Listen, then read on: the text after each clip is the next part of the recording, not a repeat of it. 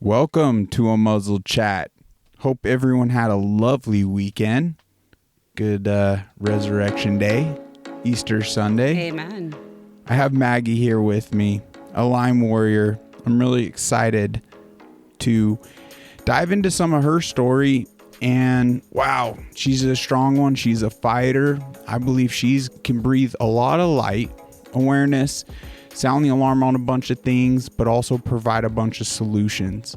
And already I've been blessed with this encounter and communicating with you. I mean, my goodness, she's bringing all sorts of, we struggled, to be honest, to kick off this podcast because she's so inquisitive and caring and loving to the battle I'm going through.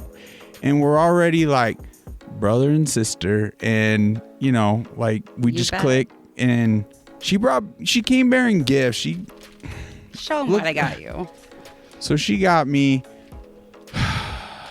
because I still struggle with the energy drinks.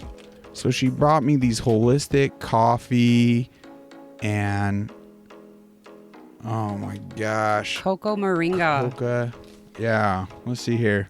Trace minerals, power packs, coffee, like mushroom Coffee. Wow. Mushrooms are wonderful for Lyme disease. Super greens, power pack, but I think most important, even this freaking awesome mug. Too much, Maggie. Not enough. But this amazing book, and it's wild how, sure, if you got all the money in the world, you can kind of hand this illness over to experts to an extent, right? But yeah, that only really gets you so far. It's crazy that to really get wellness with this freaking disease, we, to an extent, got to become some sort of expert ourselves to really get on that path of healing. We have to become our own teachers. Right. And honestly, there's not a lot of information, out on the internet that's truthful for people that have Lyme disease. Oof. You have to look for it in Just the right like forms. anything in today's day and age. Absolutely. Vetting information. Wow. Using discernment. It's awesome to see things that have worked for people, tuning into the testimonials. And it's interesting because, like, there might be a general arena, a general path, whether it's nutrition or something, but you still got, like, to do some honing in on it, individualize it, because we're all even different. And you kind of go through ebbs and flows. Right. When you're in Lyme treatment, at least when I was in my treatment phase, I was kind of in a fog. I'm like, am I doing things right? I kept asking questions when I was in treatment. What it really all comes down to is what you put in your mouth. Wow. And the treatment, yes, of course, the therapies help, like the red light therapy, going for hydrotherapy, which is colonics. What else did I do? I did ketamine treatments. Wow. I had a ketamine therapist. Ketamine is amazing because it can reset your entire nervous system. Right. Lyme disease destroys that. Yeah. Obliterates it. Big time. So that's how, like, emotional instability and traumas and all these things become exponentially, like, more challenging. Heightened. Yeah. Heightened. Super heightened. Everything's magnified by, I want to say 10, but maybe 100. Right. Wow. Well, I just feel so blessed after such an amazing day. I mean, you had a good Easter? You spent some time with some family, friends, or? I did. To make a long story short, I actually moved out here to Arizona for Lyme disease treatment. Wow. I sold my house. I packed up everything and moved out here. I said, if I'm going to get help, I'm going to stay in the state that has the most sunshine and the most health benefits for me. Right. And Arizona has so many good doctors, I have to say. Do you want to talk on just to share any information on that particular clinic, maybe some breakthroughs, maybe I mean, anything? Sure. Yeah. But- So when I moved out here, I visited, my son lives here. So I came out to visit him, Oh, and, okay. I checked out this Envita Medical Centers, ENVITA. Yeah. And they're a Christian organization, which that really appealed to me. Right. Versus, Western medicine when you walk into a hospital. I walked into Envita, I saw a big picture of Jesus on the wall, and it felt right at home. Yeah. Yeah. I don't know. It kind of felt safe. Right. I concur. Yeah. I felt good about a lot. It seems like they're on the cutting edge of a lot. There's just obviously a price tag that comes with that. And it's interesting. There's a lot of perspectives one could have about a clinic like that. And look, and clearly there's other naturopaths or other doctors out there doing things at a quarter the price, half the price of somewhere like Envita. But then again, you could look at it from a different perspective. I know that there was an administrative hospital guru that looked into their protocols and was like, they're on the cheap end. If we were to onboard, this would be in the hundreds of thousands of dollars. So it's kind of all perspective. But the sad thing with Lyme, it seems that what helps one individual doesn't necessarily help anyone or the next one, So it's just so individualized. And that's where I think, especially after Easter Sunday, that's the most important relation we can establish and really tune into that level of guidance on our path, whether it be Envita or be self-help paths or something. I definitely knew that I needed more help than just myself. Right. I couldn't do it on my own. I did 6 months of treatment in Wisconsin. Man. I had a PICC line in my arm, and I was doing antibiotics every day. That I was doing on my own. And then it was not enough. I needed next level treatment because I actually had the Lyme lesions in my brain. Wow. I call them Lyme lesions because that's what... Honestly, for years, they were telling me they were MS lesions in my brain. They stamped me with MS. They said I had MS and all this other stuff. I was misdiagnosed for several years. So several years, and you started getting, okay. Oh, I was misdiagnosed for, probably a good 20 years. And then, honestly, I had a dream one night, and I won't go into detail on that, but it prompted me to do something, to keep on seeking. And I found a naturopathic doctor in Wisconsin right in my backyard. And which is, there's people that come from other states to see this doctor. So she was right in my backyard. Wow. And I told her some of my symptoms, and she goes, Maggie, she goes, I think you have Lyme. That was the first thing she said to me. Because I told her about my aching feet. Right. That was towards the end when it was so bad.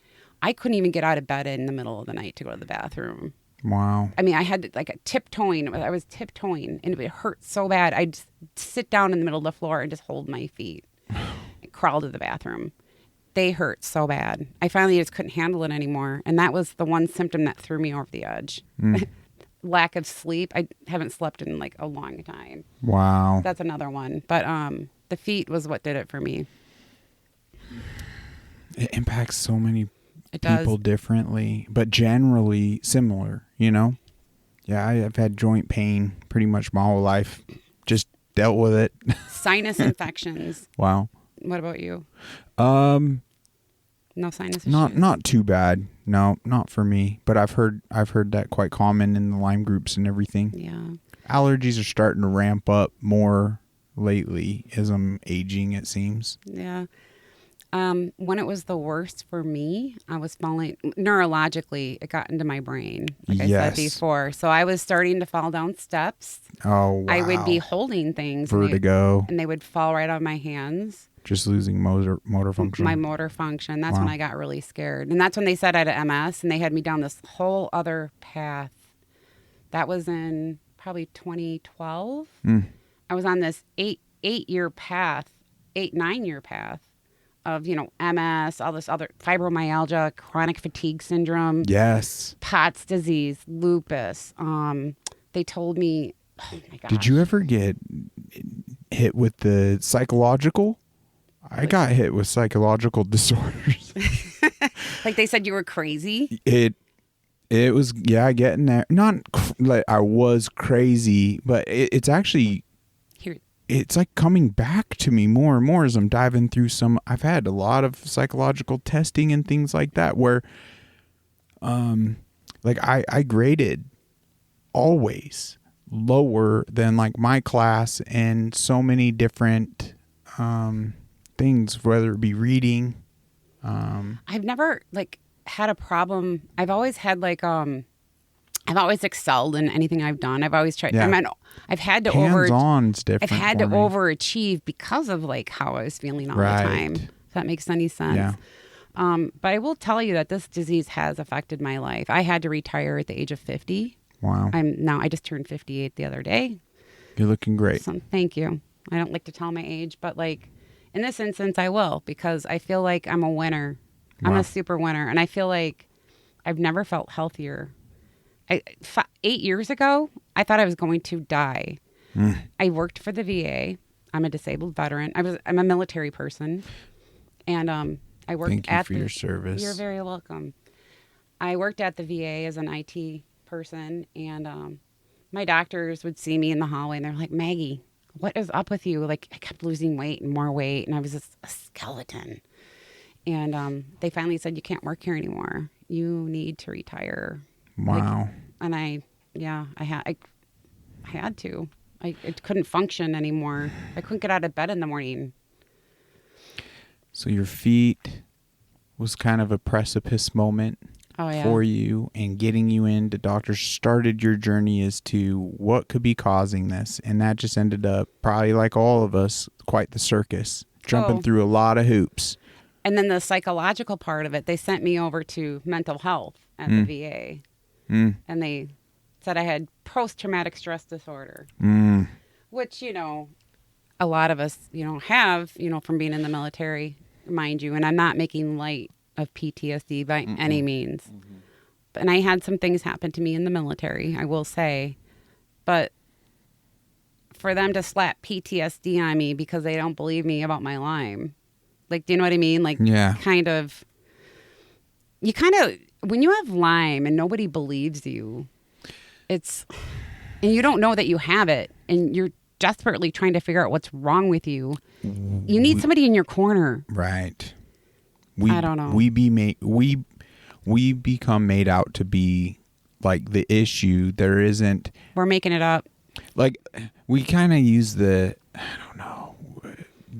analogy or the comparison. Like, you wouldn't tell a cancer. You would be an asshat to tell a cancer patient, like, oh, it's in your head, you're mental, or like you'd be a total asshat. Well, this is legit, proven, fibrous, like spirochete with all these different co-infections that could pass the blood-brain barrier, cause neurological issues, like bone structural issues, muscle tissue issues, like gut issues. It can impact every aspect of the human body. It affected my heart.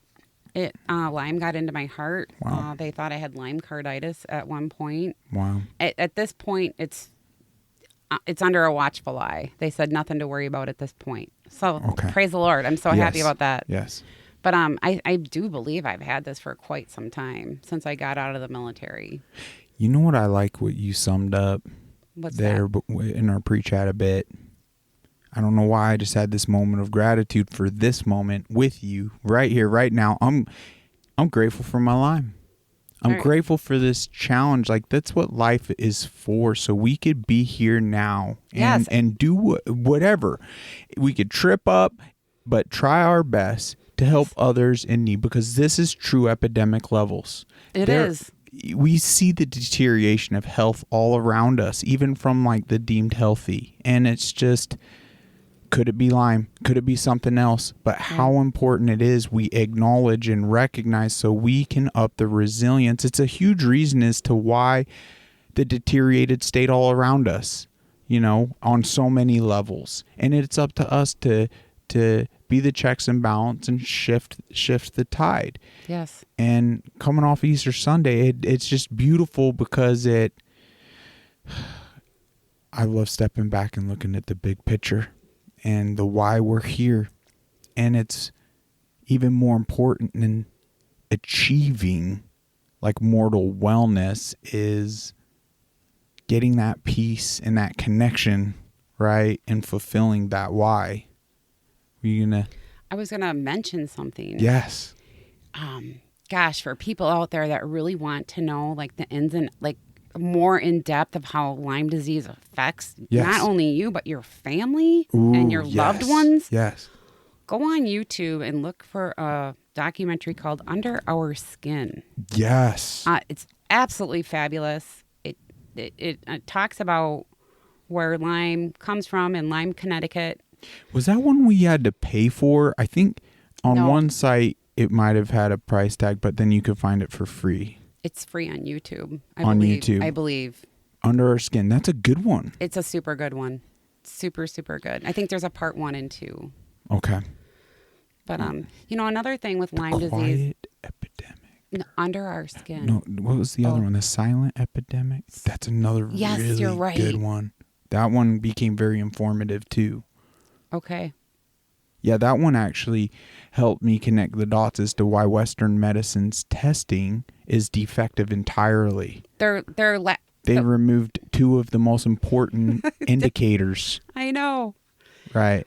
And So never fixed that. So you guys out there, if anybody thinks that they might be misdiagnosed, like, or you have MS and you don't really believe you have MS or chronic fatigue syndrome or fibromyalgia, go find yourself a naturopathic doctor and ask for a Lyme test. Lyme literate, because even these LMD. naturopathics, like it takes specialty testing other than your typical Western. And what's interesting, these Western doctors will sound extremely confident. Yes. Like, oh, you don't have Lyme. Like, they'll talk you out of it. They will, even me after the fact, I could go into some of them with the plethora of information I have, and they're going to talk down to these more educated individuals that like have 4 times the education.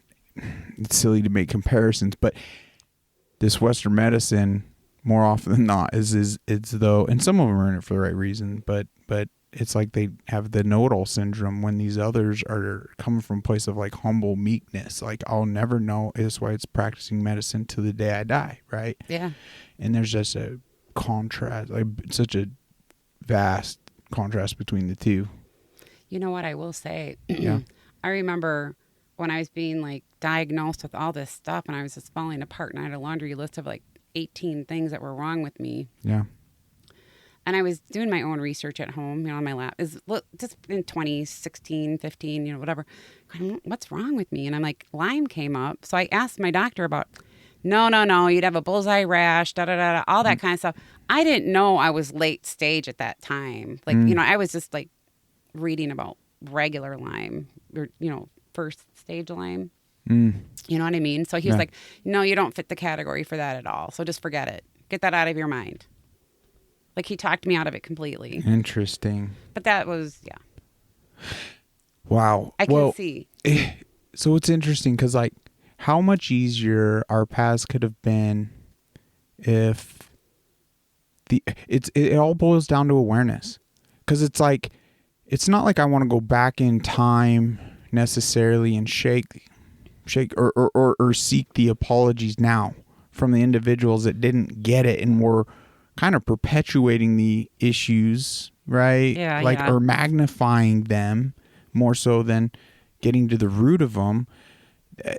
I guess that's just an important thing when you touch on family and friends and then unlearned ignorant doctors and whatnot, that I guess it's just really putting the pressure and hitting that nail on the head as to how important it is, like awareness becomes more vast so we can be effectively showing up for like that cancer patient, like understanding like with the Lyme as well, instead of magnifying the issues.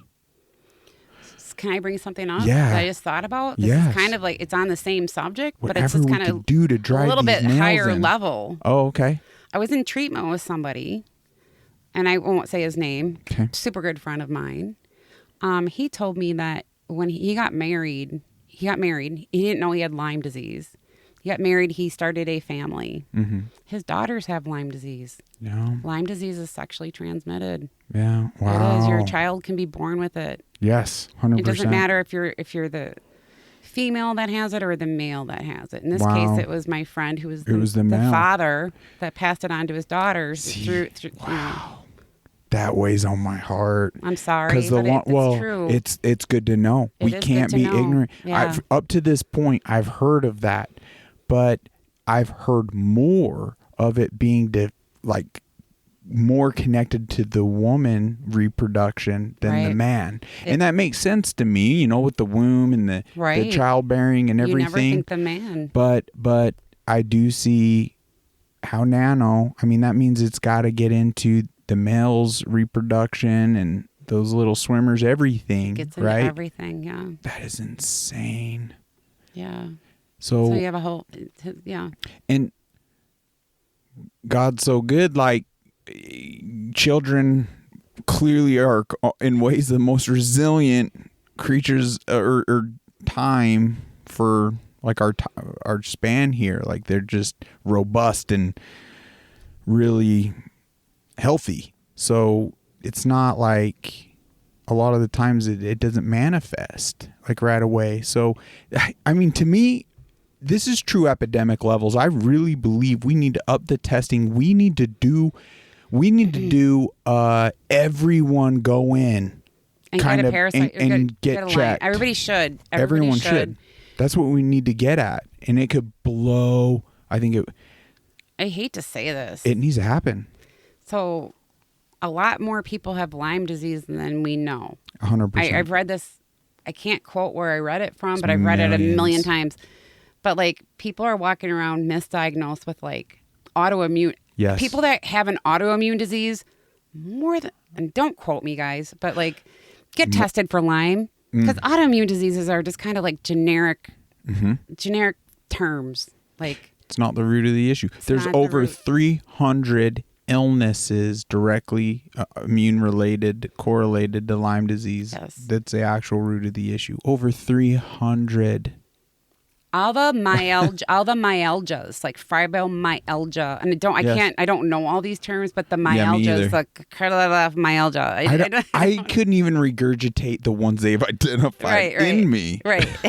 And yet go through the list, especially with Lyme brain. But the ones ending in myalgia are the ones you should probably get tested for. Wow. Right. And if anybody that's diagnosed with MS, please go get a Lyme test. You know, and with that, so you just touched on the parenting, right? So it's generational, and that's compounding. That within itself is spreading pretty entire wildly. family, yes. But it's all biting insects. You know, we've touched on it before. It's been found in sprays and in the chemtrails and tap water and inoculations, right? Like, it's intentionally being put out there. So I don't know. It's been a blessing to me because it's really opened my eyes as to how complicit, how tolerant. Like, we literally for the longest of times have been just those frogs sitting in that pot of water, and it's slowly getting cranked up. I'm so glad I jumped out of that pot. We jumped out of it. We're trying to turn off the dang stove for the other freaking frogs. Yes. See, here's the thing, James. I'm not worried about me anymore. Yes. Because I have my diagnosis. So do you. Yes. And you know the protocol. It's just a matter of time. It's day by day. It's like taking the layers off of an onion. Right. So slow. Those skinny little layers of the onion. You're right. Day by day, second by second. Sleepless night by sleepless night. Right. But you'll get there. It's the people that are walking around out there thinking that they're not sick. And they're continuing to eat the food in our food supply. You know what? You are right. sick. You are dead right. I am continually We're good. functional, like where months before, bedridden, suicidal, depressed, Yeah. alone, Yeah. just hope, everything, it pretty much just diminished, gone. Like, it's wild. Miracles have taken place, and it's awesome to see things steady out. You know, I'm not having the crazy swings. Yes. You know, and it is a slow trajectory in the right direction. So with that, thank you. I just had a moment. I'm going to give myself some grace and continue to do what I'm doing. There's always refinement to be had that could potentially speed things up, right? And Absolutely. have that more breakthrough. There's lots of therapies out there. And in conjunction with a clean diet, there's a lot. Red light therapy, red light sauna therapy. how important is it that our listeners ask themselves when it comes to what they drink, what they put in their mouths, like asking themselves, should I drink this? Should I eat this? Oh my gosh. Okay, guys. Are you ready for, okay. It does not matter what kind of illness you have. If it's Lyme disease, an autoimmune disease, a chronic cancer, it doesn't matter. At the end of the day, they're all chronic illnesses, and we all have to learn how to eat nutritionally, like better. Right. So what I say, it doesn't matter. It's 100% diet. So let's go back to my Invita days when I came out here for the treatment. Mm-hmm. That's a Lyme cancer center that I was at for I think it was 8 to 12 weeks, something like that. Wow, 12 weeks. Wow. And there they handed me this book and they're like, read it, and they stress the value of like the ketogenic diet. Mm. But I kind of don't follow the ketogenic diet. I follow no dairy, no gluten, no sugar, right. Absolutely no sugar. Right. And I do no pork or tuna, nothing, no meat in a can, nothing like that. Wow. So I'm pretty strict with my diet, but I feel good. I used to hurt from head to toe. My pain levels are off the charts. That's inflammation. Yes. My inflammation's like at a -2. I love how gut awareness is becoming rampant, right? Yes, because Lyme destroys your gut. Yeah. So that's kind of like the last thing that I'm working on right now is like the restoration of my gut. Wow. To shine the light, this is no joke, folks. Like this Invita protocol, I know because I went and had the testing done, thousands of dollars, and that broke records on blood draw. It was over 36 vials. Holy multiple smokes. Urine, vision test, saliva, but the everything. Works. And it was very, very detailed and thorough, and I like that. But when it came down to for me, $75,000 price tag, 12 weeks, you're well over 6 figures. Guys, like, it's I sold my house to pay for my treatment. Wow. And then I figured out how to buy another house once I moved out here. Wow. I just figured it out. Wow. Not all of us can do that, though. Do you know what I'm saying? Not all of us can do that. No. I was very lucky by the grace of God. Right. I sell the house. All right. Because what good is a house if you're sick? And you went from a PICC line to a port to your heart. You're literally getting a port installed to your heart because you're going in, 4 or 5 days a week? 5 days a week. 5 days a week. Mm-hmm. How many hours you in there? You're usually there from like 8 o'clock in the morning till about noon. Sometimes later, depending. So like, wow, I had Lyme in my brain. Yep. So there's something that it's a special treatment using it's not chemo, guys. It's the chemo process. Right. So the chemo process is lowering your blood sugar so they can get medicine into you that can pass your blood-brain barrier and attack and kill the Lyme in your brain. That seems to be the trick for me, because that's why all these different protocols I feel I've been on have been successful to an extent. Yeah. Because it's eradicating a lot of the inflammation, all these things from throughout my body, but it isn't penetrating past my own body defense, the blood-brain barrier. I really think you need that special treatment. If you only just went in for that treatment, like 2 days a week, and then that's what you felt had some breakthrough yourself personally. That's the whole reason why, because they couldn't do that in Wisconsin. That's why I'm like, you know what? If I'm ever going to get better, I have to have that I had to have the brain treatment, and nobody else really offers it. But it also seems in the end of that protocol there, it might have just set you up enough to onboard your own continuum of really honing in. But it in a sense, it was just the beginning, even completing I thought that protocol. So here's the thing. When you go into treatment, you think you're going to come out like this, right? Like a spring chicken, and right? For some, it seems to be the case. Some have that beautiful story there. I don't know anybody that came out of spring chicken. You're pretty exhausted by the time you get out. Right, true. And you're on a super strict diet. You're hungry all the 24/7. Oh, wow. It's cancer treatment, but for Lyme disease. Like, it's just hard to explain. Very involved, yeah. It's very involved, very tedious, and it's very exhausting. And it takes a lot out of you. You like by the time you get home from treatment, like at noon, like you think you have the rest of the day. No, you're like napping. Done. Like, and the thought of like putting something together for dinner, Yeah. forget it. I'll eat in the morning. Like that's the mentality. Like there's zero zapped energy. Like Wow. none. So you feel, I mean, clearly, it's so much, it's repetitive, but every authentic story is just, it's showing. Diet. It's showing, yeah. So Western medicine in a huge way misled and failed you. I mean, it breaks my heart to see what's happening in the world that we could print billions of dollars and send them to countries and protect their borders and not ours and not our veterans. You know, that boils my blood. But a lot of that is like failed you and misguided you, right? I'm never ever going to say anything bad Right. about my military. I loved being in the military. Yeah. Did I get sick in the military? More than likely. No. I kind of knew what I was signing up for. I didn't know Right. I was signing up for that, but I mean, I knew the potentials. Right. So I do kind of believe I got sick in the military. I don't blame the military by any means, but or the VA for the care that I received. They've been so wonderful to me throughout all my years. But when I got to the end of the road, when I was misdiagnosed for so long, Could be better. I'm like, guys, there's just something missing here. So that's when I went to a naturopathic doctor, and they're like, you got Lyme. Yeah.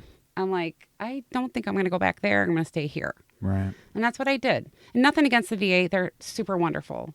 I just don't think they have a lot of experience with Lyme. I don't think they do. Right. Or I could be completely wrong. I don't know. Yeah, there's just a lot of refining to be had. You can see it across the board. I wish I could be a voice for the VA, because I bet there's a lot of other veterans out there with Lyme disease that are misdiagnosed. Veterans out there, Yes. I'm telling you right now.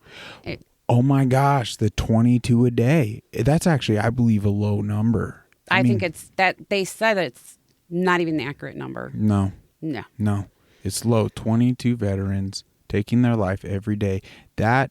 Why did that just hit me so hard with, I mean, there could be lots of reasons, and I'll dive into a lot of that futuristically here on Unmuzzled. Undoubtedly, we'll try to get to the bottom of that on behalf of veterans and try to bring just whatever can help connect the dots to lead to proper care, proper diagnosing, quality of life. That's what's important here. Chalk it up, conspiracy, whatever. I don't care. We want to get to the root of issues, and we want to improve lives. That's the bottom line.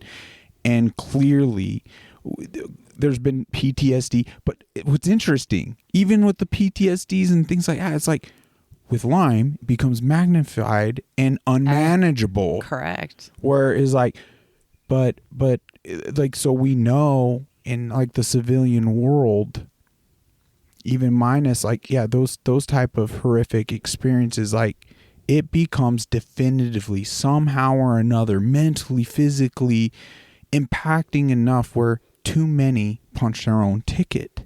So golly, there's gotta be a deeper correlation there. I wish the VA would start a task force on Lyme disease. Yeah.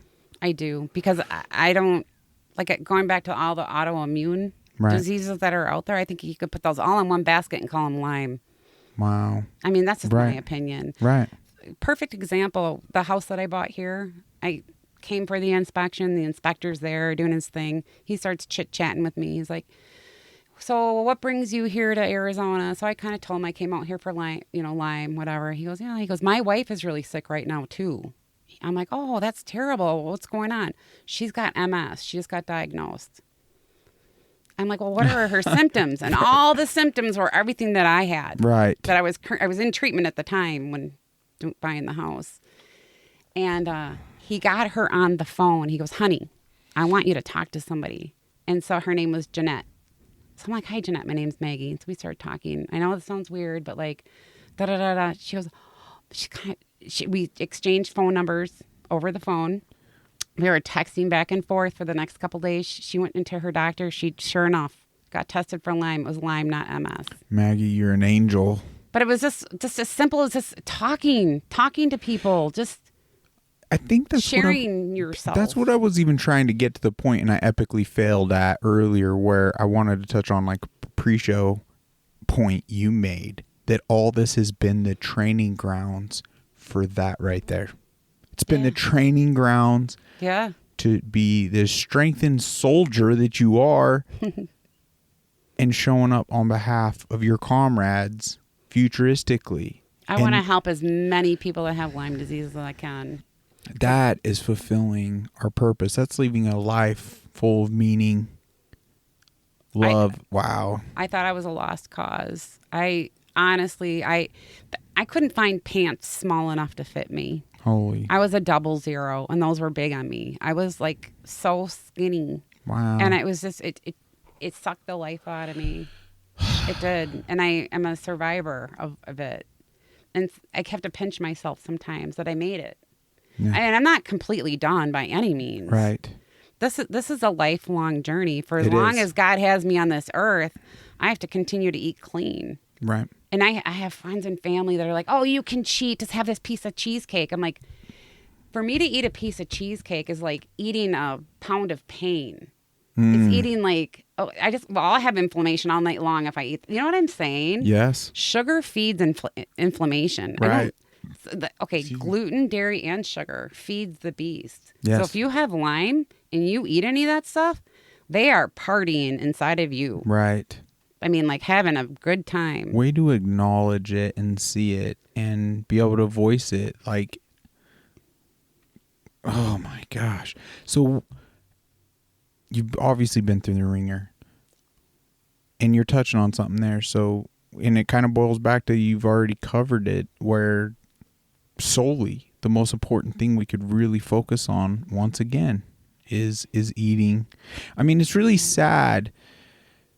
This is where I think like calls to action all around. Like, I would love to see the world get to a place we don't have organic labels anymore. Why? Because things are naturally actual food. Right. It's actually got the nutrition you need. It doesn't have poisonous toxins that wreck you. Right. Like, we can get there. We 100% can. It's just, there's too many. Like, we have to be able to start. I think self-accountability, responsibility needs to run rampant. I don't get it. Like, we've deteriorated to a point that we don't want to onboard anything. We want to minimize what we already have onboarded in our lives, to be honest. That's how much we've deteriorated. But as we grow, like, we should become more and more resilient and just plugging into more and more and more. Like, and the very thing that would get us to that point, like this is it.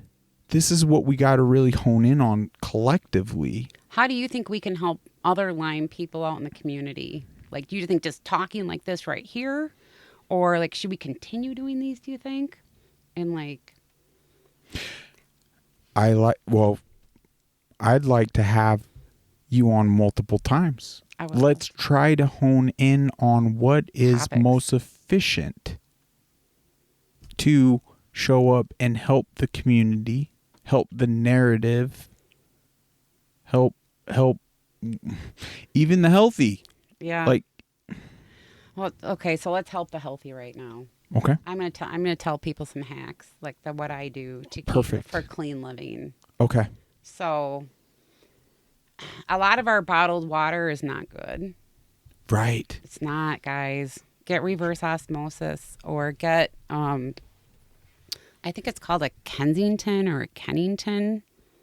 Don't quote me on that one. It's a water machine you can put by your sink. Is that a structured water machine? Yeah, they're kind of expensive. I know what you're talking about. Yeah. I've heard. Clean up your water. Like, yes. Make sure and if you, honestly, I drink distilled water because it takes everything. It takes everything out of it, and then I put my own minerals in it, and then that's how I drink my water. That's me. But you can buy a distiller on Amazon for $90, even wow. $60, $70, $80. Wow. Okay. Make your own distilled water, because if you buy a gallon of it over at the store, it's like $3.99. Right. for a gallon of water. Plus, it's already in a plastic Plastic freaking thing, yeah. man. Yeah, that's the thing. Like, so Make these your- PPAs, I mean, this is rigid. It's not gonna decompose Right. as much, but still, stainless glass. Stainless and glass all the way, if you can. Right. Oh, another hack, you guys. 'Kay. Big time hack. Fall in love with castor oil. Seriously. Wash your face at night. Put it on your face. It grows your hair, grows your eyebrows, eyelashes, everything. Put it in your belly button. It'll detox your belly. Wow. Rub it on top of your liver. Put a piece of flannel over it. Where'd you find that info? I'm a wealth of knowledge. I have to look into that. I got so many things to help detox the body. So in the castor oil that you get has to come in a brown bottle. It has to be hexane free, cold pressed, and organic. Wow. I know it's a mouthful. We could probably put it in the notes of the video. Yeah. But fall in love with castor oil. I believe Cleopatra, it was one of her beauty secrets from way back Really? when. Honest to God.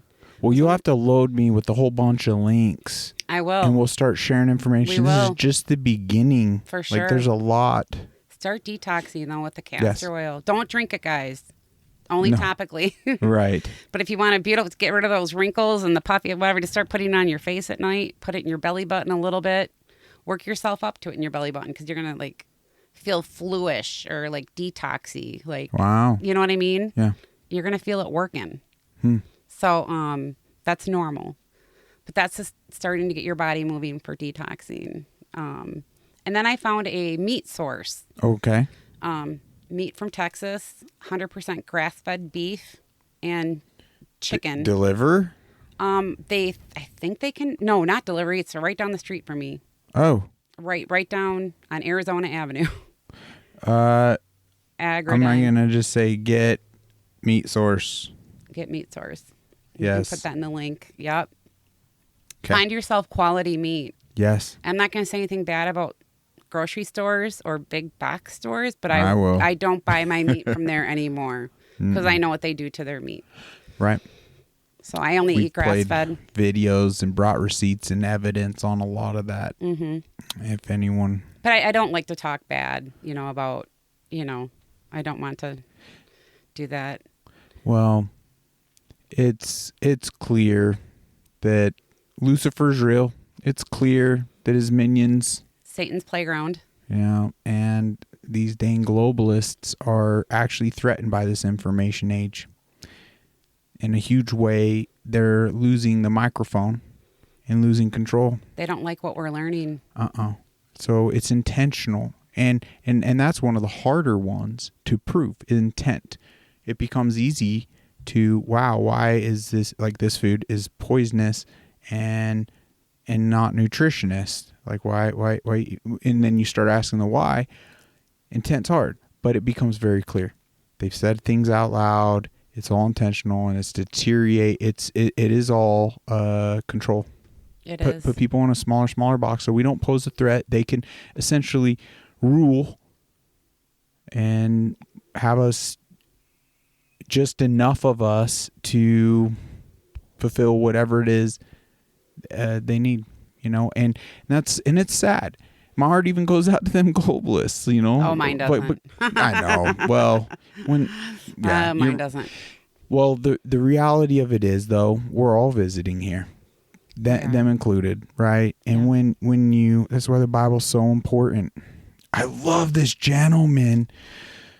Oh, I hate to praise TikTok, but it actually became a blessing. This gentleman. That was actually one of the videos that just pulled up because I've watched so What's the much name? of his. Is his name Chris? Who's to say that male? Cliff Netchell? Cliff Netchell. I don't know if he was like a professor on a campus or something, but he goes around. He's on fire for Jesus Christ. Oh, is he the one that walks around with he's got the cross on his hat, the ball cap? Oh, I know who you're talking about. That's like the Yeah. singer. This gentleman. Oh, okay. It's so good. I'm going to lose my point, though. Okay. Where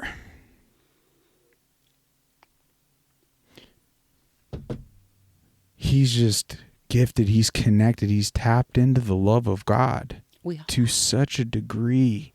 Like he's able to keep composure in some very difficult situations, like college age campus style, where we all can understand, because like through hurt in this life, I've shut that door on God. I've cursed him. I've done all that, but he's so forgiving. Like, and that is proof of his love. Yeah. That it's wild. And in my immature state, I was a man of works. The better I could do these 10 commandments. No, that's a guidance kind of thing. But by no means is it a works. It's opening up and just it's seeking that closeness, allowing him in on your throne. Like this pastor yesterday was pretty powerful. Like there's just a couple facts I'd like to spew out there. It's like factual, looking biblically at the factual everything. Like and he does that gentleman does a really good job of it. Like I'm gonna start blasting a lot of his videos. But to sum up, Pastor Tom he's like, currently in the United States of America in a court of law, 2 credible witnesses is all it takes to be factual in a case. Factual. Opposition may try to attack the credibility, but if that is unsuccessful, becomes fact. Fact. Jesus Christ lived. There's countless, witnesses as to his walk and what he did in his time here. Factual. He died on a cross. Factual. He was risen. He came back to life. And we know biblically, so you look at those facts, like it becomes unarguable, because more than 550 people witnessed him alive, dead on a cross, and alive. So it's factual. Like that's a lot more than our 2, right? Yeah. So now it's like, well, what is the message? What is the meaning? And when you individually seek that, like it's more than art. You can't argue it. It's just a beautiful. So it is interesting to an extent when you really grasp that. You almost can extend these globalists like love. It's like when there's genocide and crimes against humanity, obviously there's biblical doctrine too that states, like, when you hurt these little ones, here's the thing. Yes. This is where I'm at on this whole thing. I know that Jesus I believe he even said in the Bible to even love the murderers. Right. Didn't he? Yeah. Well, how did he say that? I can't. I believe it wasn't to hate the sinner. It's to hate the sin. Right. Thank you. Thank you. So like, I have a hard time. I have a hard time with these. He without sin casts the first stone, right? Right. Like I'm working on this, but I have a hard time with these globalists. Oh, yeah. And how their level of involvement in, shall we call it, human trafficking? I don't know if I can say that on here. Oh, 100%. Okay, human trafficking. They're and dark. What they've done with our little kids. Yes. Oh boy, I don't even want to go down that rabbit hole. Anyhow, what they do with our little kids, I don't know if there is forgiveness in my heart at this point for them. Right. Well, 'cause I'm still kind of angry. I'm working on it. It's truly the sin over the sinner, because at any point, like, I myself don't deserve what Jesus did for me. Like, I don't. I deserve damnation. Like it's even. It's so beautiful. I feel so enlightened by so much of his content. How beautiful. We're going to be blasting this gentleman. It's very powerful interactions. But it's interesting, like, because in a way, if I stood back, I'm like, to be unforgiving of, say, even a globalist is showing lack of faith for God's perfect judgment. But here's the thing. Don't they have to show that they're sorry first in order for us to forgive them? I'm sorry. Well, Don't they have to show some remorse? The thing is, what I would like to see in this mortal existence is more so than justice on these individuals is to stop them from preying on innocent people and causing suffering. Right. That's what I'm all about. I believe that's going to stop or has stopped, is in the process of Right. stopping. Yeah. I believe there's a plan, Right. and I believe in that plan wholeheartedly. So to put a stop to the needless suffering is 100% like worthwhile, like, but to get lost and say justice more than the end of suffering, and it's kind of one and the same, right? Like kind of outcome, right? You take a murderous individual, do a lynching post. Well, he's no longer taking life, so it's kind of one and the same, but it's just interesting. It's just beautiful what can be gained, the peace that can be gained amongst all this by just establishing that relation. And it's interesting. The more I'm like tapping into it, the more like infant I feel about this connection. So it isn't about like I'm becoming more masterful or more I hear you. innocent. It's weird. I know. I'm with you, and I will tell you though, Yeah. when I with Lyme disease, I was born and raised a Catholic, and I was baptized and all that kind of stuff. And I will say I'm not a practicing Catholic anymore. Yeah.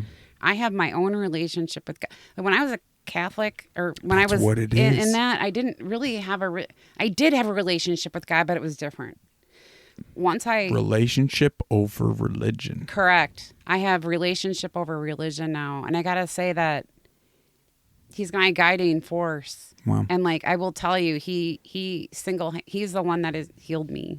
Wow. Right. I didn't want to get into this in the beginning, but I had a breakdown. I was so sick and tired of the misdiagnosis and I didn't want to get mad at God again. I was mad at him once before in my life. I had a little boy that died when I was in the military. It was devastating. I didn't know how it was going to go on. Right. And I blamed him. Right. And I quickly turned that around, obviously. But with this whole Lyme disease and being sick for so many years, I was getting at the end of my rope, and I was getting to that point where I was getting angry. I turned it around. Wow. And I just said, you know what, God? I had the longest talk with him. I said, please heal me. Please heal me. And then the next morning, I knew exactly what to do. I had a shopping bag full of medications. I had everything from antidepressants to... I was on pain. I had a shopping. I have pictures I can show you. We can post them of all the medication I used to be on. Right. But I had a shopping bag. I was taking 12 prescriptions a day, morning and night, and during the middle of the day, for all this shit that they said I had. And God told me to throw them all away, and I did the next morning. What a tough experience. I went cold turkey. Off all the prescriptions, and I did not even get sick. I didn't get sick. Wow. What is that all about? I was on those for years. That's important that we start tapping into true intuition and the spiritual, the Holy Spirit and guidance and whatnot. Our higher self will guide us in everything that we do if we just listen. Right. If we listen, or we're quiet with ourselves. Turn off your phone. Yeah. Turn off the radio in your car when you're driving to the grocery store. Listen to yourself and look at the nature. Yeah. That's what I do now. Wow. I don't know. It's made a difference. It's a time capsule. We're going on an hour here. Okay. Not that it matters. Okay. But it's nice to, bits and chunks. I mean, it's gratefully, we're not too far. How far away? You were 15? I think you're 5.4 miles from my house. Oh, wow. I know. I Even could closer. walk here. That's fantastic. So I'd love to dive more into just everything. I almost want to just hand you the the moment, like entirely. Like, is there calls to action you'd like to talk about for awareness side of things, or Lyme individuals? Like, my heart goes out to the ones in the depths, like on the group, the big one with over 50,000 people or whatnot. Like, I still get random messages from individuals that are just, I'm done, want to throw in the towel. It's like, and we all have been there. It's so tough. Gosh, all I can say is that I always told myself, all my life, I've had a lot of shit sandwiches. Okay. Mm-hmm. And with each sandwich, I always look for the silver lining. I'm that kind of person, glass half full. Right. Even like people, like if I told them my whole entire story, they'd be like, God, you have nothing to be half full about. I've had a great life, don't get me wrong, but I've had a lot of tragedy. You've had some I've had challenges. I've had several I can't car even accidents. imagine. I've had 7 traumatic brain injuries on top of my Lyme. I've broken my back twice. That's just kind of like, that's my military stuff. Wow. On top of so I've had to rehab myself several times. When you are so sick, you are subject to, you're taking lots of medications. And I quit, honestly, I was a drinker, not a big drinker, but I started drinking more heavily when I couldn't sleep, when the Lyme really kicked in and I didn't know I had the Lyme and I could not sleep. I started drinking at night to fall asleep. And then I would smell like it in the morning. Right. Do you know what I mean? I'm being very vulnerable right now because I don't share this with anyone. But that got me into a lot of trouble. I'm telling you, that created a dependency. Yeah. And I'm like, God, what do I do about this? So I honestly, I went and got treatment Wow. I went and made myself get treatment because I knew it was a behavior that couldn't continue. Right. Because I was going to tank. I had I was so driven by God in 2008. He's like, he was telling me, go get yourself better. Wow. And I just knew I had to get an education about why I was drinking.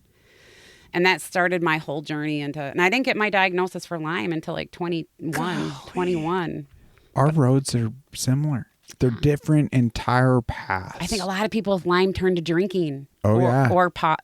I will say I'm a marijuana advocate because I was on so much medication. Marijuana is what helped me get off of all the medication, really, And my anxiety was so high. You have massive amounts of anxiety, flight and fright with Lyme disease.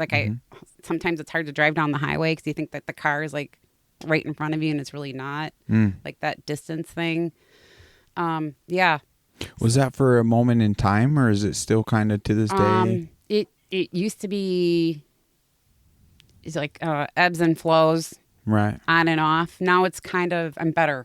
Once on. It was really bad in treatment. When I was in treatment, it was real bad. Wow. But it's better. Wow. So yeah, I'm telling you, there's an alcohol component to it, I think. I'm not saying all people with Lyme, but I'm just telling you, sure. Alcohol sure helps. I'm telling you, but this is something I will never, ever touch in my life ever again. Yeah, I considered it my best friend for over a decade. And yeah, it's interesting. I got humbled and I was seeking betterment at that time. I reached out to God about it and wanted to become a better brother, uncle, son, friend.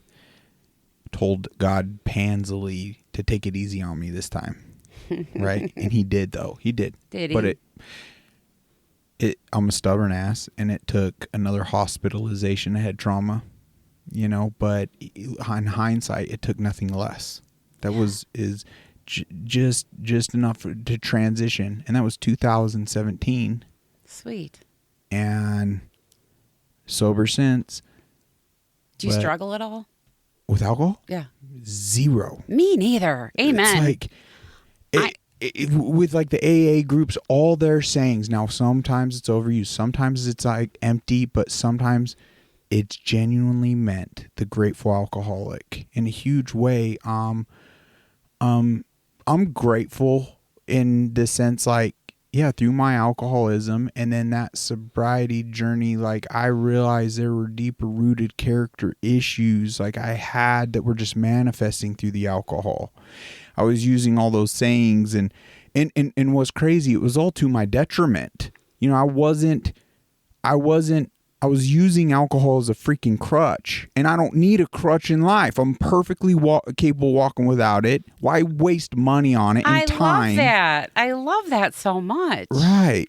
So it just was like, it kind of became for anything. And you could sit there and take a weaker road of, I need that liquid courage to dance in this wedding with this little girl. Or it's like, you know what? No. Like, I want to challenge myself soberly. I'm going to go up there and have a good time and not.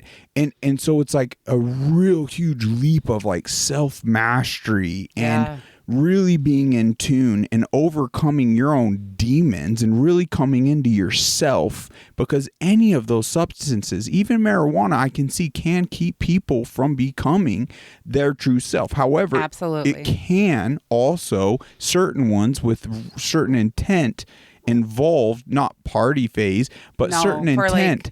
Like I'm going to do a deep dive. I really want to, but being cognizant as to, wow, occasionally this marijuana can help a deeper like self growth. But if anything, if you're doing it every day, you will lose yourself, because it has everyone's a little different too. So I can't definitively say for any one individual, but it's clear that without like these can inhibit the natural, because naturally I know I've achieved spiritual enlightenment like in ways I just, the most crazy drugs wouldn't really like we have that ability. Right. You guys, like, just to feel clear. Okay, with Lyme disease, you feel like you're in a soup can all the time, right? Or like, you know, whatever. Being sober, like being free, like free from Lyme, being free from alcohol, being free from all that, it just feels wonderful. There's no other better drug. Like, and see, that's what I'm trying to say. Being satisfied and secure in your own skin and happy, like with your being who you are, secure. Yeah. Like that's. The feeling of confidence is back. Like I lost that like a long time ago. Like even professionally I lost it because I was always like, just, Lyme disease is crazy. Like it messes with your head and it just, you're sick all the time. You're always constantly just. See, that's just it. Anyone depressive, suicidal, right here, right now, let's acknowledge something. That is not a natural state. No, it's not. And it isn't you in some crazy mental. No, right? No. I'd venture to say 100% you're either disease-ridden, toxins build up, lack of nutrition, parasites. Parasites, 100%. Hormone imbalances. Yes. Right? So parasites destroy your hormones. Guys, let's talk about this. Yes. Like, just like what James said, anybody out there that is sick or think they have a chronic illness or is diagnosed with Lyme disease, right? Hang in there. Yeah. Like, hang in there. Like, because there is light at the end of the tunnel. There absolutely is. Like, it's so worth it. It's worth it. Like, it's insane. It's so worth it that on the other side, you can actually have now gratitude for that struggle. It became a gem on the shelf, right? Yeah. Like, to where I'm so proud of myself. We see past even that alcohol as being the demon issue. It was something deeper inside. So check this out. So like I noticed when I was in treatment, the people that were not getting well were the people that couldn't get their diet down. They were still having a glass of wine at night during treatment and like things like that. And that is an absolute no-no. Like if you know that you're diagnosed with Lyme and you're still a drinker, make that your priority. Like, to worry about the food later. Work on like getting rid of that demon alcohol. Yeah. Because that's all it is demon alcohol. And it's sugar. With time, I'm telling you, when you intentionally, like, you could just start making it to like AA groups. And when you're not legally obligated and you start going into AA groups, and don't prejudge, you'll get humbled. You'll look around some raggedy folk sometimes, but Wow. Have I walked out of those meetings with envy, with the spiritual enlightenment, the peace, the happiness some of these individuals have? Someone very close to me, very, very close to me, recently quit drinking, probably 8 months ago. And he did it through the power of AA.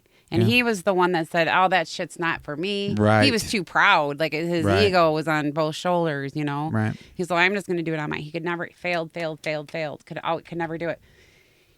He called me, he goes, I'm going to go to an AA meeting. I'm like, great. That came out of left field. I'm like, awesome, get in there. He went to it. He called me. He goes, it was pretty decent. He goes, I'm going to go back again tomorrow. Wow. Then he kept going. And now it's been about 8 months since he drank. Wow. Just go to one meeting, guys. Right. You may not be considered an alcoholic, but if you're still drinking and you need to quit because you have a chronic illness, it'll help you. It'll help you quit. It will. I mean, it's just so interesting. There's so many benefits. We could sit here for like 10 hours straight going into, but there's like me personally, everything. Like it's weird how to our detriment, to our weaker state, we're giving up our stronger being in every aspect of life to this demon alcohol. Like, just for an example, rough day at work, you're exhausted, come home, and it's just like to take the edge off. Bad I deserved it. Not even a big deal. Even it's just cracking one. Even just cracking that one under that type, you just gave up a stronger. You didn't come home and be like, I really feel wiped. And to pursue now, why? Is it because you're not satisfied with your work? Is your boss an ass? Is like, what is it? That can lead that now you're living a life, intentional life, like seeking growth, because now there's a conversation. Oh, you have a jerk boss. Well, then there's a conversation that needs to be had. And there's put the time and energy into having that could lead you to, you never know, gaining the respect, promotionals, or really realizing this is so corporatized. Like, I'm going to start looking for another freaking job. Right. And not selling yourself short in this deadbeat company that clearly doesn't care about their people. Right. But I don't think any company cares about that. But if you're just going to be excusatory and just let this essentially steal your life into this lesser being, then look, where that's leading. You're just accepting a lesser state of existence that could lead to all sorts of issues in relationships, parenting, everything. I think when you get into a drinking rut, you look for any excuse to drink, whether it be a good day at the office or a bad day, good or bad. Wow. I'm going to celebrate. I got a promotion today. I'm having a cocktail when I get home. Like, you think about it at work. Like, you already know what you're going to be drinking that night. Woohoo, right? I'm going to stop at the liquor store and get that, whatever, right? I had a shittiest day at work. Damn it, first stop's going to be the liquor store. Right. Right? Right. Oh, my cousin's getting married next Friday. Damn, I'm going to stop at the liquor store. Integrate it into everything. Yep. I mean, that's what kind of happened for me. Yeah, for me, 100%. Yep. It's just like I was in so much pain all the time, and the only thing that helped me was alcohol. The only thing that ever put me to sleep was alcohol. Seemingly, but that just perpetuated, to an extent, our diagnosis. Right. It did.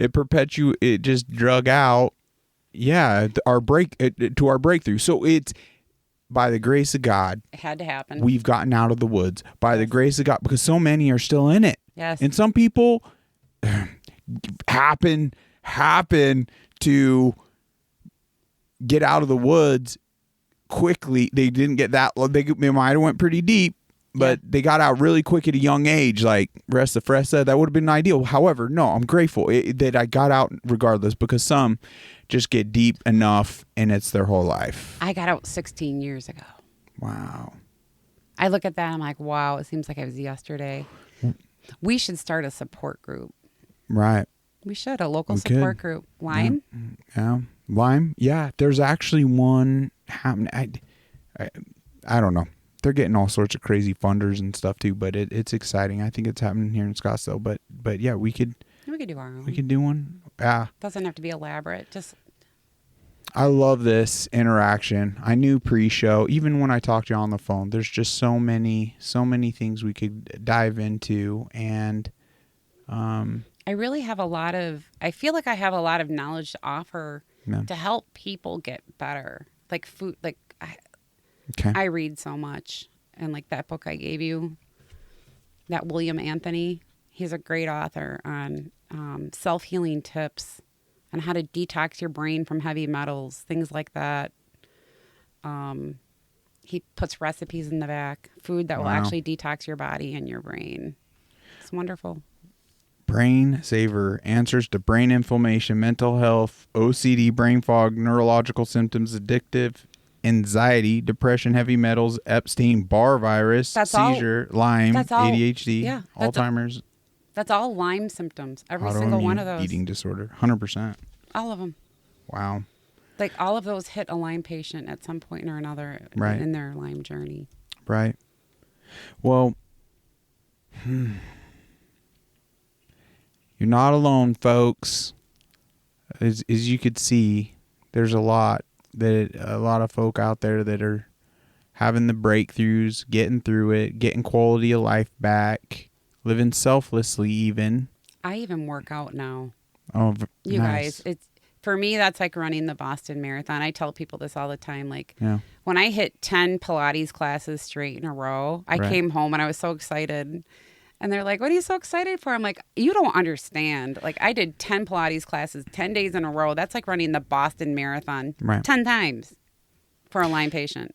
You know what? We should make that connection. So Christina here that we recently had on the podcast talking about her PEMF for PMMA Centropics mats with the, we didn't even dive into like the cocoon and these other devices. So there's more to it, but clearly frequency and energy, we're energy beings. Like there's a reason why, I mean, just as the information's coming out on these blinking boxes and how it can have negative impacts, there's now technologies advance on the other side of things to where it's neutralizing it. It's even bringing frequencies that are as effective like traditional PEMF is to grounding, but now even a step above that where it's helping reset. And I've been using, but for you, it actually had a very dramatic impact. Oh yeah, she told you that. Invita. She told you that story. Yes. Okay, so yeah, tell us about that real quick. Well, so Christina sells those Centropics. Yes. CENTROPIX. Yeah. Centropics. We'll have to add her links into the description too again on this one. So she's actually a rep for these Centronics. It's a frequency mat, and you lay on it for like, I think it's 5 or 7 minutes, depending. 15 minutes, excuse me. Preset programming. She lent me that mat for 5 days, and I used it every day, twice a day. And honestly, I've been and I had not exercised, and I'm not fat or anything like that. She's lent one. You can use it while we should have had it in here to using it the whole time. I'm actually buying one. Hey, they just these mats. So you can get it covered by insurance. That's the thing. This is exciting. This is exciting. It's now considered a medical device approved by the FDA. So your doctor can like write a prescription for one of these. And we don't know the logistics of how to like submit the prescription and then get the device yet. Let's get that figured out, we will report. And what is going on? Did we lose? Oh, we're good. Are we off? Let me fire up this laptop. What happened? We're good. Are we still recording? Yeah. So anyhow, sorry folks, I just freaked out. It looked like I might have lost my recorder dimmed. But I realized the power source wasn't on. Yeah. So anyhow, she lent me this mat. It's a PEMF. Mm-hmm. It's a frequency mat. Yeah. And we all know that frequency cures disease. As in, like, there used to be Dr. Rife from back in the day. He invented the Rife machine. But Western medicine took those away, right? Mm-hmm. So now they're reintroducing all these new medical cures and technologies. And this one is a Centropics PEMF mat. I used it for 5 days. And I honestly, I was lethargic all the time, even out of treatment. I was still didn't have enough. I could walk around the block and stuff like that, but like I didn't really have my stamina back yet. And sleeping. Oh yeah, sleeping was terrible. Like I was tired, but I couldn't sleep. It was just kind of messed up. Right. So I did the mat for 5 days, and like seriously, on the 6th day, I was at Whole Foods, and I kept seeing this Reform Pilates place. This was like last fall. I'm like, I'm just gonna go in there and sign up, and I did, and I went to the first class. It was the day after the 5th day on that mat. I don't know if it was the mat. I'm thinking it's the mat. But I kicked ass in that class. I'm like, man, and then I signed up for a unlimited membership, and today was my 140th class.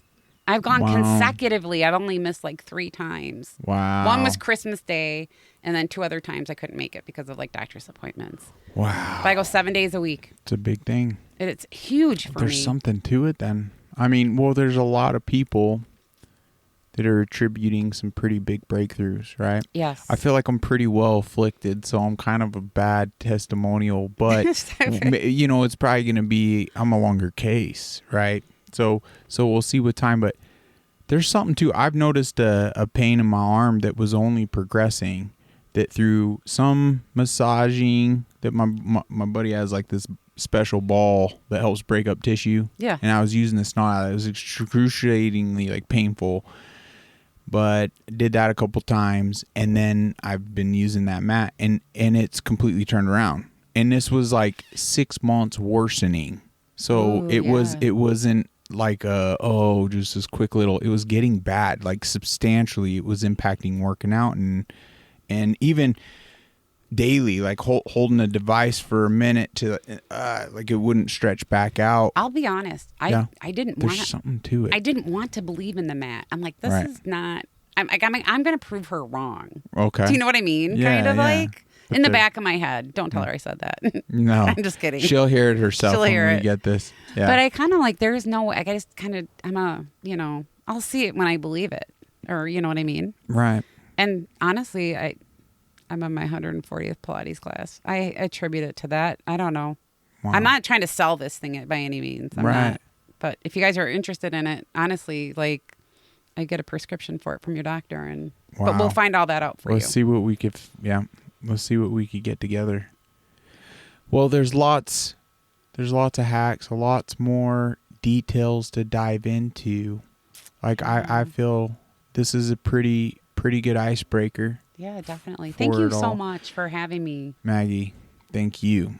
I appreciate you coming by, and thank you for the gifts. And I know it takes a community. Unfortunately, to this day, so many family members, even with the awareness happening, don't get it. I mean, there's a lot of it I don't even get, right? Where it's all a learning process. I come from a family of 9. Do you? And you would think that I had all the support in the world. They love me very much. Don't get me wrong. We're very tight and we're very close. But the only person that can get your ass through this journey is yourself. Mm-hmm. No one else can do it for you. Right. And I saw people in treatment that, like that had people that brought them food and went grocery shopping for them. I'm like, God, I really wish I had that kind of support, because I was out here, my family's back in Wisconsin. You know what I mean? My point is that at the end of the day, you're the one that has to find the strength. You're the one that has to get out of bed. No one else is going to get you out of bed. You got to like really put some guidelines for yourself. Like tomorrow, regardless of how freaking tired I am, I'm going to be up at 8:00, and I'm going to make sure that I get all the dishes out of the sink. That's my one task for the day. Right. Screw the laundry. I'm just going to do dishes. Yeah.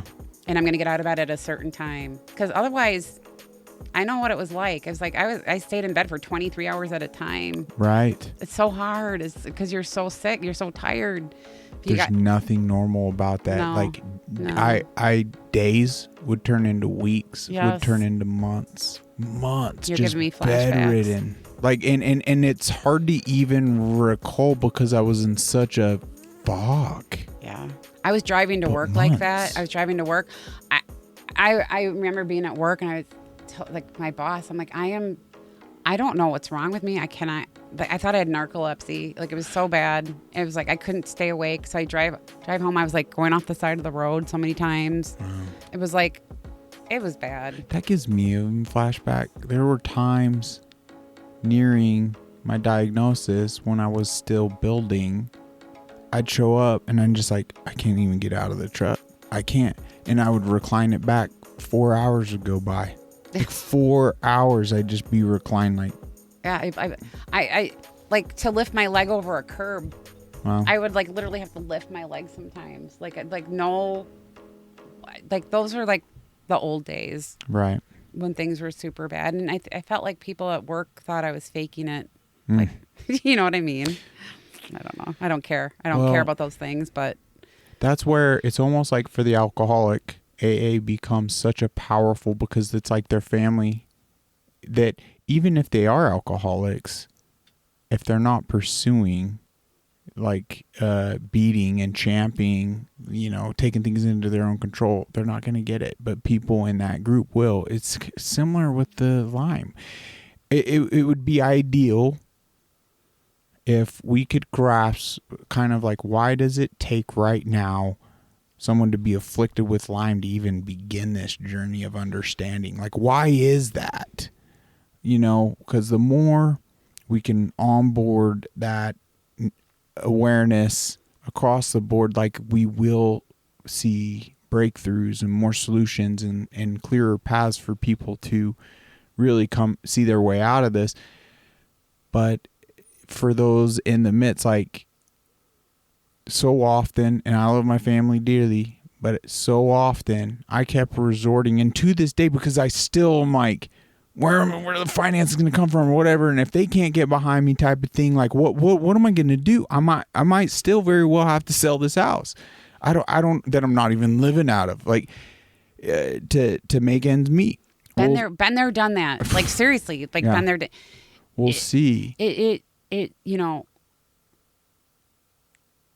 But I guess, like, to my detriment, I kept going back to a lot of individuals that had the wrong answers. Yeah. Straight up. Like, up to multiple even diagnoses, like, to this day, like, that was still being pushed, like therapy and things along those lines. And it's like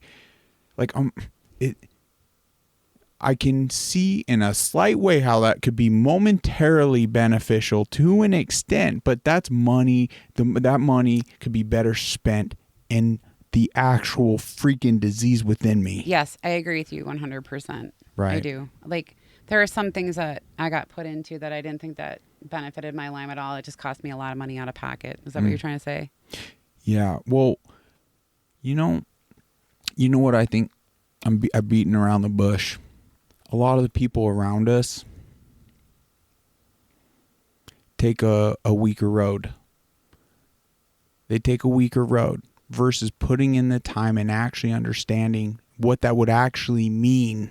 It's easier to point the finger. It's easier, we're the issue, or it's easier, like, look into, like, they just pawn it off. And I do get it, because we are all consumed in, like, our paths. You think you can go to the doctor and he'll say, just take this and it'll go away. Right. That's not how Lyme works. No. Like, it requires every ounce of your effort, every ounce of your being, every ounce of your soul, every ounce of your spirit to fight this disease. It does.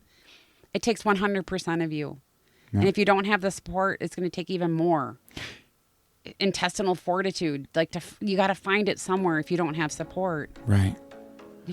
One of the issues, it seems, in our sickness, there's like a part of us that doesn't want to get well because we're that sick. You need some breakthroughs to start being like, oh my gosh. I kind of feel good. Like, and I want to get well. Like, it's so crazy. It is a crazy disease. Maggie, thank you so much for joining us here today. You're so welcome. I look forward to multiple chats. I do too. So, listeners, thank you so much for joining. We appreciate you. Love. Check out the comments. We're going to add whatever links. Yep. If you want to add ones, they could reach out, get any info, ask some questions, anything. Like we could start creating that community right now. Yeah, and if you guys have any questions or ideas for future podcasts for us, let us know. Right? 100%. Yeah, topics, discussions, everything to fire up that community. It's so important. It's like Rumble's having a slow start because people just don't seem to be as acclimated as like YouTube and these other ones that we can't be unmuzzled on. Right. Why is that? Yeah, it's sourcing information in this information age is key, folks. It's healthy to question things. Let's really open our minds. Like information will set us free. Absolutely. Knowledge. Knowledge is power. God bless you all. Thank you for joining us. We'll see you soon.